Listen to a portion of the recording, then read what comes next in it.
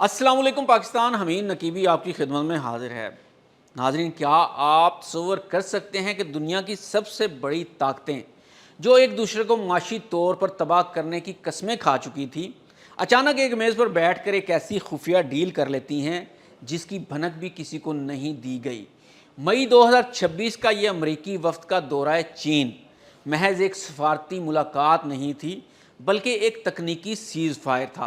एक तरफ वाशिंगटन के पास वो सिलिकॉन चिप्स हैं जो मुस्तकबिल की एआई कंट्रोल करेंगी, तो दूसरी तरफ चाइना के पास ग्रेफाइट और लिथियम, जिसे काला सोना भी कहा जाता है, चाइना के पास मौजूद है, जिसके बगैर अमेरिका की एक भी इलेक्ट्रिक गाड़ी सड़क पर नहीं चल सकती। आज की इस वीडियो में हम इस ग्रैंड डील को डिकोड करेंगे।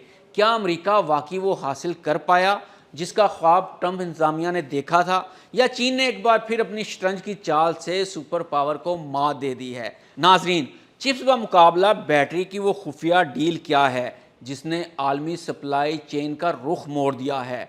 अमेरिका ने चीन से वो कौन से 5 बड़े वादे यानी 5 Bs लिए हैं जो अमरीकी मौशियत के लिए ऑक्सीजन साबित होंगे?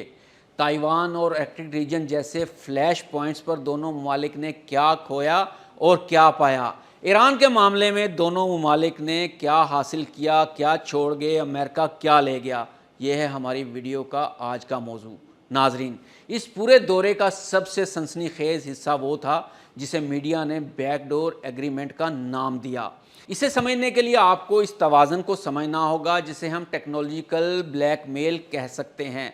अमेरिका ने चीन के गले पर इन जदीद तरीन सेमीकंडक्टर्स चिप्स के ज़रिए अंगूठा रखा हुआ है जो आर्टिफिशियल इंटेलिजेंस और जदीद हथियारों में इस्तेमाल होती हैं। चीन इन चिप्स के बगैर अंधेरे में जा रहा था, लेकिन बीजिंग के पास एक ऐसा हथियार था जिसने पेंटागन के पसीने छुड़वा दिए। वो हथियार था बैटरी मिनरल्स। दुनिया की 70% लिथियम रिफाइनिंग और 90% से ज़ायद ग्रेफाइट की सप्लाई चीन के हाथ में है। अगर चीन ये सप्लाई बंद कर देता तो अमेरिका का ग्रीन एनर्जी का पूरा ख्वाब चकनाचूर हो जाता। टेस्ला से लेकर फोर्ड तक तमाम अमेरिकी कंपनियां ताले लगने के करीब पहुंच जाती। ज़राए बताते हैं कि खामोश मुआहदा हुआ। अमेरिका ने चीन को इन लेगेसी चिप्स की फराहमी में नरमी देने का वादा किया है जो आम गाड़ियों और इलेक्ट्रॉनिक्स में इस्तेमाल होती हैं। बदले में चीन ने अमेरिका को यकीन दिलाया है कि वो लिथियम और ग्रेफाइट की बरामद पर कोई अचानक पाबंदी नहीं लगाएगा। ये एक ऐसा समझौता है जहां दोनों ने एक दूसरे की शहरक छोड़ने पर इत्तफाक किया है, लेकिन याद रहे खंजर अभी भी दोनों की जेबों में मौजूद है। ईरान के हवाले से अमरीकी वफ्द और चीनी हुकाम के दरमियान होने वाले मुज़ाकरात का मरकज़ वाशिंगटन का वो शदीद खदशा था कि चीन की जदीद फ़ौजी टेक्नोलॉजी ईरान के हाथों में पहुँच कर मशक़ वस्ता में अमरीकी बहरी बेड़ों और इत्तेहादियों के लिए नाकाबिल तलाफ़ी नुकसान का बायस बन सकती है। मुसद्दक़ा ज़राए के मुताबिक अमेरिका ने इस दौरे में चीन को ऐसी इंटेलिजेंस रिपोर्ट्स फराहम की जिनमें यह दावा किया गया था कि ईरान को फराहम करदा चीनी सेमीकंडक्टर्स और ड्रोन टेक्नोलॉजी बराह रास्त इलाकाई तनाज़ात में इस्तेमाल हो रही है। इसके जवाब में चीन ने एक इंतहाई नपातुला मौक़िफ़ इख्तियार किया। बीजिंग ने वाज़ेह किया कि वो ईरान के साथ अपनी जामिया स्ट्रेटजिक शराकत दारी के मुआहदे से पीछे नहीं हटेगा, लेकिन वो खित्ते में किसी बड़ी जंग का हामी भी नहीं है, क्योंकि इससे खुद चीन की अपनी तवानाई की तरसील मुतासिर हो सकती है। मुज़ाकरात का हतमी नतीजा एक खामोश मुफाहमत की सूरत में निकला, जहाँ चीन ने गैर रस्मी तौर पर इस बात पर इत्तफाक किया कि वो ईरान को गेम चेंजिंग हथियार जैसा कि बैलिस्टिक मिसाइलों के लिए जदीद गाइडेंस सिस्टम और स्टिलर ड्रोन टेक्नोलॉजी फ्राहम करने में इंतहाई एहतियात बरतेगा। लेकिन याद रखें, चीन ने बिल्कुल इनकार नहीं किया कि वो ईरान को टेक्नोलॉजी नहीं देगा। ये ऐसे ही है जैसे गोंगलों से मिट्टी झाड़ी गई है, और यहाँ भी ट्रंप को साफ इनकार किया गया है। लेकिन बदले में अमेरिका ने भी चीन को कुछ देने की कोशिश की।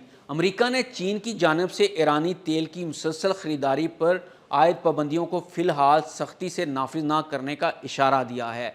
यूँ अमेरिका ने ईरान की अस्करी क़ुव्वत को लगाम देने की कोशिश की, जबकि चीन ने अपनी तवानाई की ज़रूरियात और ईरान पर अपना सियासी असर व रसूख बरकरार रखा हुआ है।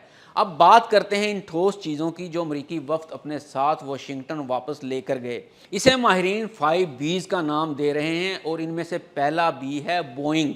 چین نے امریکی طیاروں کے اربوں ڈالر کے آرڈرز بحال کرنے کا اشارہ دے دیا ہے۔ ان میں دوسرا بی ہے بیف اینڈ بینز۔ امریکی کسانوں کے لیے چین کی منڈیاں دوبارہ کھولی جا رہی ہیں۔ سویا بین اور گوشت کی برآمد امریکی معیشت میں اربوں ڈالر جھونکے گی۔ تیسرے بی سے مراد ہے بانڈز۔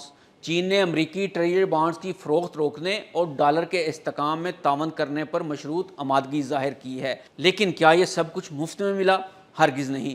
چین نے اس کے بدلے میں مطالبہ کیا ہے کہ امریکہ ان چینی کمپنیوں پر سے پابندیاں ہٹائے گا جنہیں سیکیورٹی کے نام پر بلیک لسٹ کیا گیا تھا۔ ناظرین، جہاں تجارت پر بات بنی وہیں کچھ ایسے محاذ بھی تھے جہاں خاموشی چھائی رہی۔